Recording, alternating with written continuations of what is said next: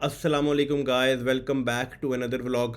उम्मीद करता हूँ कि लास्ट व्लॉग आप लोगों ने एंजॉय किया होगा, जो काफ़ी इन्फॉर्मेटिव था कि जहाज़ के ऊपर मेडिकल फैसिलिटी क्या होती है, क्या डॉक्टर होता है कि नहीं, और अगर नहीं होता तो बीमार को ठीक कैसे करते हैं, उसका इलाज कैसे होता है, और इनके ज़्यादा बीमार है तो उसको समुंदर से लैंड तक ले जाने के लिए क्या फैसिलिटी है, जिसमें मैंने आप लोगों को रियल टाइम फुटेज भी दिखाई थी हेलीकॉप्टर इवैक्यूएशन की। तो अगर अभी तक आप लोगों ने वो व्लॉग नहीं देखा तो जाके प्लीज़ देखें। आज का व्लॉग जैसे लास्ट वीडियो में आपको बताया था कि अगर अल्लाह ना करे समुंदर में सी में जहाज़ पे सेल करते हुए किसी सी फेयर की डेथ हो जाती है तो उस सिचुएशन में क्या किया जाता है। जैसे आप लोगों को आइडिया होगा कि समुंदर में जो जहाज़ होते हैं वो बड़े लंबे लंबे वॉयज होते हैं। फॉर इंस्टेंस अगर आप अमेरिका से चाइना आ रहे हैं या अफ्रीका से चाइना जा रहे हैं तो महीने डेढ़ महीने का वॉयज होता है नॉन स्टॉप, क्योंकि जहाज़ के ऊपर इतना फ्यूल होता है कि आप आराम से महीना डेढ़ महीना कुछ और फ्यूल इंजन को चलाने के लिए बगैर खाना पीना सब कुछ होता है, आप नॉन स्टॉप चल सकते हैं। कई दफ़ा मैंने भी गुजरा हूँ, इस तरह के लंबे वॉयज होते हैं। ठीक है, तो इस सिचुएशन में आप क्या करेंगे। तो मैं आपको बता दूं डिफरेंट प्रोसीजर्स होते हैं। नॉर्मल जो प्रोसीजर है वो तो ये है कि हमारे जहाज़ के ऊपर जो मैंने एक व्लॉग बनाया था जिसमें आप लोगों को मैंने दिखाया था कि how we store food for months, के महीनों तक हम जहाज़ पे खाना कैसे स्टोर करते हैं। तो जैसे आप लोगों ने एक नॉर्मल सुना होगा कि कोल्ड स्टोरेज, तो वैसे हमारे पास नॉर्मली 4 रूम्स होते हैं। एक रूम को हम बोलते हैं meat room, fish room, vegetable room और डेयरी रूम। ठीक है, जो मीट रूम और फिश रूम होते हैं उसके हमारे अंदर, इसको हम लोग रीफर भी बोलते हैं, रेफ्रिजरेशन प्लांट लगा होता है। -18 -20 डिग्री सेंटीग्रेड टेम्परेचर हम उसके अंदर हर वक्त मेंटेन रखते हैं। इतने टेम्परेचर के अंदर चीज़ें ख़राब नहीं होती कई के महीनों।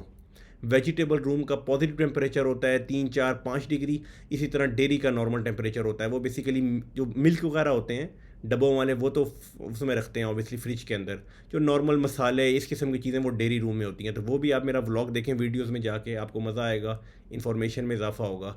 तो टॉपिक पे वापस आते हुए आपको बताऊं कि अल्लाह ना करेगा किसी बंदे की डेथ हो जाती है तो नॉर्मल प्रोसीजर ये होता है, ऑब्वियसली कंपनी को आपने सारा बताना है, उसके घर बताना है, वो सारा कुछ करके आप उसको बैग में पैक करके जो मीट या फिश रूम में से एक रूम आप खाली करवा लेते हैं।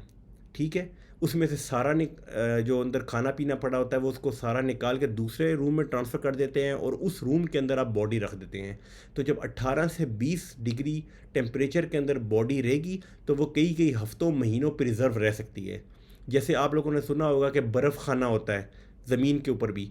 अगर फॉर एग्ज़ाम्पल किसी बंदे की मतलब बंदा डेथ हो गई है और उसके रिश्तेदारों ने बाहर से आना है तो वो किस तरीके से उसको प्रिजर्व रखते हैं। अगर नॉर्मल बॉडी आप टेम्परेचर पर रखेंगे वो तो ख़राब होने लग जाएगी, जैसे कहते हैं ना गलना सड़ने लग जाएगी।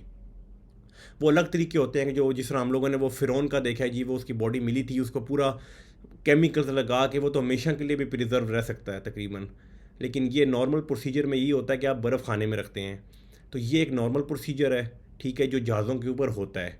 वो बहुत पहले पहले कभी होता था कि जहाज़ों के ऊपर जिस तरह पहले इतनी कम्युनिकेशन भी नहीं होती थी, इस तरह की फैसिलिटीज़ भी नहीं थी कि कोई बंदे की डेथ हो गई तो उसको समुंदर में आपने फेंक दिया।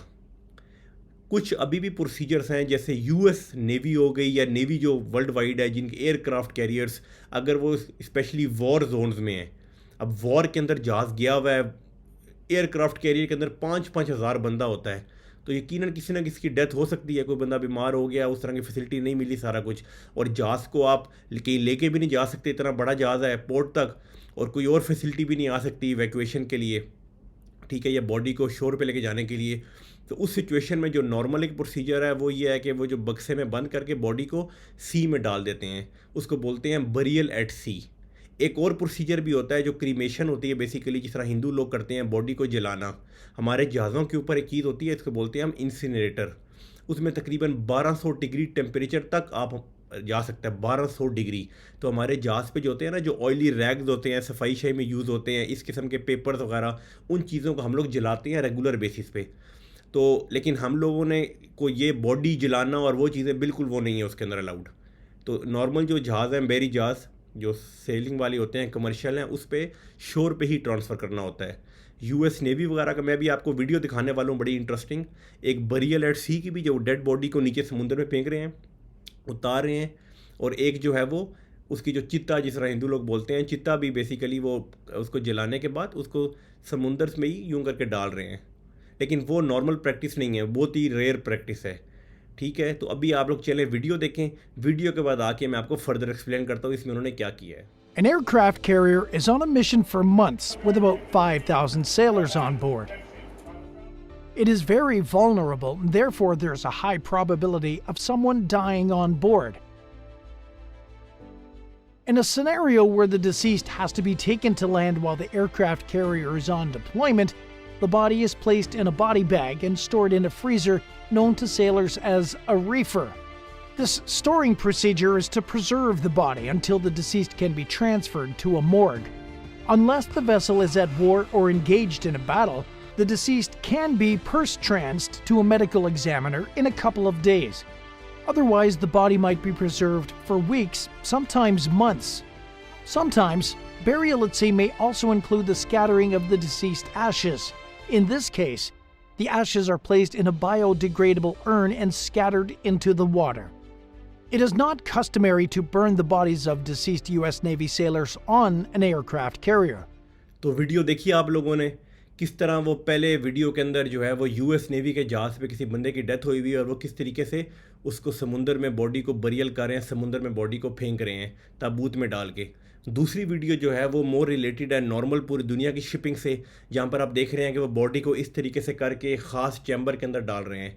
वो डिफरेंट किस्म के रूम्स होते हैं, जैसे मैंने आपको बताया reefer room, meat room, fish room. तो उसके अंदर मेन इंपॉर्टेंट चीज़ है टेम्परेचर रखना। वो सारा कुछ करके उसके अंदर बॉडी प्रिजर्व रहती है। फिर आप पोर्ट अथॉरिटी से कॉन्टैक्ट करते हैं। बेशक वॉयज लंबा हो, महीने 1.5 महीने का, लेकिन उसके पास ऑब्वियसली आप किसी ना किसी जगह के करीब से गुजरे होते हैं।